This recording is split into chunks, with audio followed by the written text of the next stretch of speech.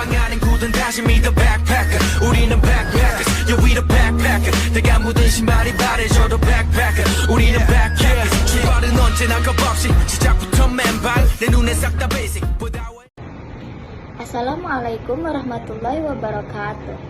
Hi everyone, my name is Salma Nafila Rahma. My name is 056.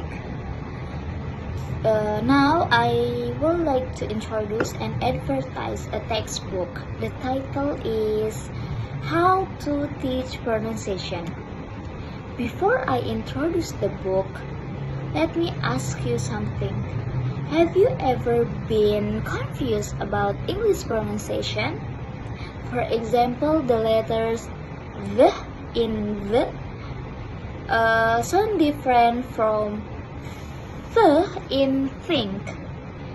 Sometimes in English, words written similarly but pronounced differently, like through, though, and though. For many English learners, pronunciation is one of the most challenging part of learning English. This happens because English spelling and pronunciation are often different.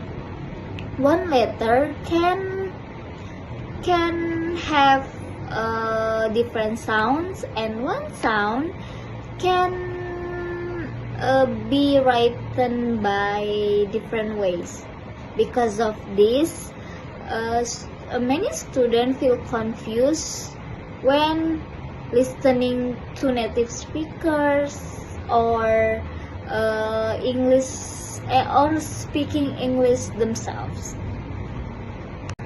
So now I will introduce and advertise this book. The title is How to Teach Pronunciation by Gerald Kelly. This book was published in 200, and this book very useful for English teachers and students who want to improve their pronunciation skills. First, this book explains many important topics about pronunciation, such as phonemes, vowels, consonant, stress, intonation, connected speech, and pronunciation related to spelling. The explanations are clear and easy to understand. One interesting part of this book is the explanation about vowels and consonants. The book explains how sounds are produced by using tongue, lips, and airflow. For example, it explains the difference between sounds like p and b, or e in sheep and e in ship. Another important topic in this book is stress and intonation. Stress means some word or syllable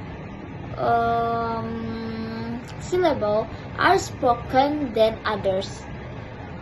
Intonation is the rise and fall of the voice when speaking. These are important because they can change meaning and make speaking sounds more natural.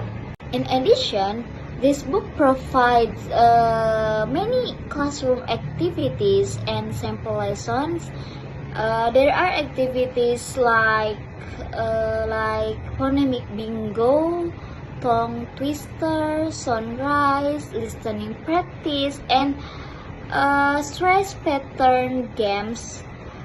These activities make learning pronunciation more fun and interactive.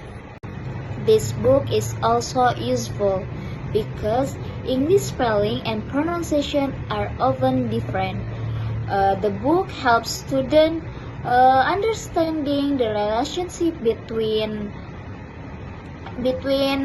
spelling and sounds, so students can reduce pronunciation mistakes. Another strength of this book is that it does not only focus on theory but also give practical technique for teaching pronunciation in the classroom. Teachers can learn how to help students pronounce words clearly and communicate more effectively. In my opinion, this book is very helpful, especially for English learners, university students, and future English teachers. The language is simple, the explanation are detailed, and the example are easy to follow. However, some part of the book may be a little difficult for beginners because there are many phonemic symbols and technical terms, but overall this book is still informative and valuable. So, if you want to improve your English pronunciation and learn effective ways to teach pronunciation, I highly recommend this book. Another reason why I recommended this book to you guys is because it can help learners become more confident when they speaking English.